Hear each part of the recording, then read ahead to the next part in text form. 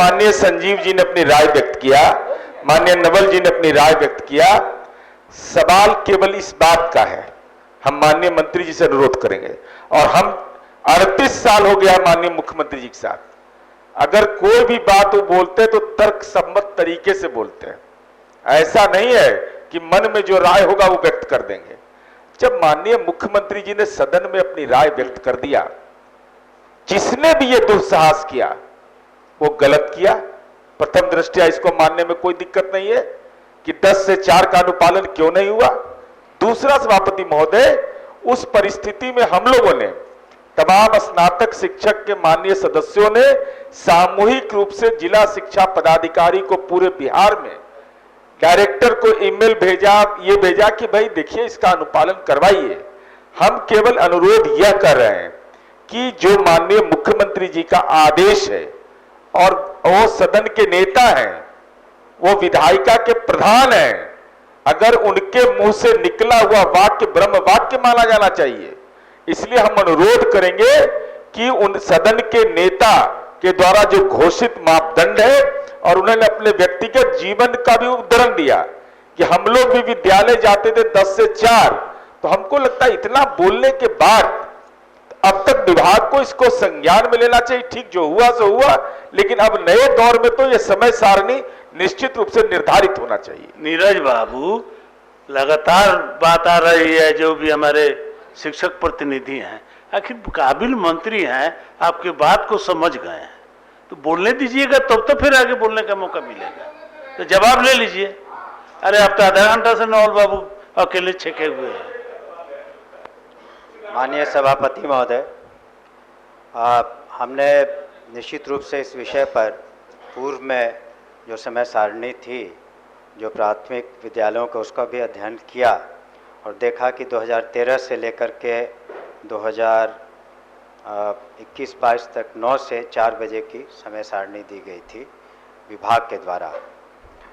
और उसके बाद जो बाल शिक्षा अधिकार अधिनियम 2009 के प्रावधानों के तहत आच्छादित है, इसके बारे में भी पूर्व में जो आदेश दिए गए थे, लेकिन जो माननीय मुख्यमंत्री जी ने, हम सिर्फ 2 दिन का समय चाहेंगे, उससे ज़्यादा नहीं, और निश्चित रूप से जो सदन की सहमति है और सदस्यों के जो विचार हैं, और माननीय मुख्यमंत्री जी ने अपनी बातों को कहा, मुझे सिर्फ 2 दिन का समय दें, इसको अध्ययन करके मैं निश्चित रूप से सकारात्मक इसके बारे में। माननीय मंत्री जी, एक लाइन मैं कह तो रहा हूँ कि इसको जरा समझ लेंगे, लेकिन शिक्षकों इसको इसके चलते 10 से 4 मुख्यमंत्री जी बोले हैं, सकारात्मक इसका प्रभाव निश्चित रूप से होगा। मैं इतना जरूर कह देता। एक लाइन छूट रहा है ना कि घोषित किए जाने के बावजूद भी शिक्षकों के वेतन कटौती, उसका भी मैं निश्चित रूप से देख लूंगा कि अगर कहीं भी शिक्षक के साथ ज्यादती हुई है। मैंने शुरू में ही कहा कि हमने जब ज्वाइन किया तो माननीय उप मुख्यमंत्री जी भी हैं यहाँ पर, लेकिन जिस तरह का वातावरण था, या जिस तरह के एक रस्साकसी कह सकते थे उच्च शिक्षा में था शिक्षकों के साथ, ये तो आप ज़रूर मानेंगे कि धीरे धीरे वो सारे जो तापमान था भी कम हुआ। और हमने शिक्षा नीति के बारे में और जो नियमावली का जिक्र किया और कहा कि पदस्थापन के संबंध में भी हम लोग निश्चित रूप से उदारतापूर्वक, मानवतापूर्वक सभी चीज़ों को देखेंगे। तो ये प्रश्न नहीं उठता है कि जब माननीय मुख्यमंत्री जी ने घोषणा की और कुछ बातें जो हम देख लेंगे, और 48 घंटों के अंदर इसको माननीय अध्यक्ष को दोने का। लेकिन एक उसमें मेरा अनुरोध होगा माननीय सदस्य कि अगर इसमें देखिए, एक तरीके किसके के साथ अन्याय हुआ कि न्याय हुआ मुझे नहीं मालूम, तो अगर कोई ऐसे अध्यापक हैं वो अलग से वो पिटीशन दे दें कि कटौती जो हुई है उचित नहीं है, उसका रीज़न देते हुए, तब उसमें निर्णय पर, इसको सामूहिक निर्णय ले लेना मुश्किल होगा।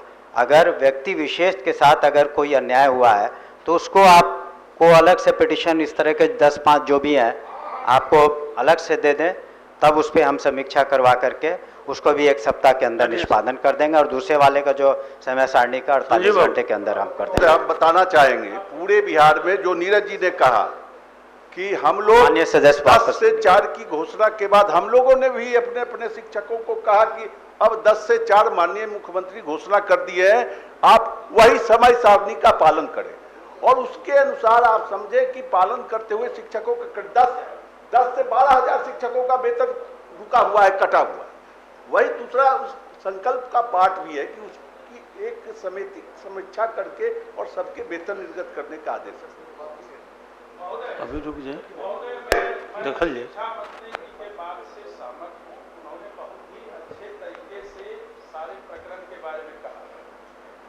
लेकिन मैं भी अपेक्षा रखता हूं मंत्री महोदय से, चूंकि सदन है, जो कि यह काली स्याही के रूप में यह उदाहरण की बात नहीं बने भविष्य में।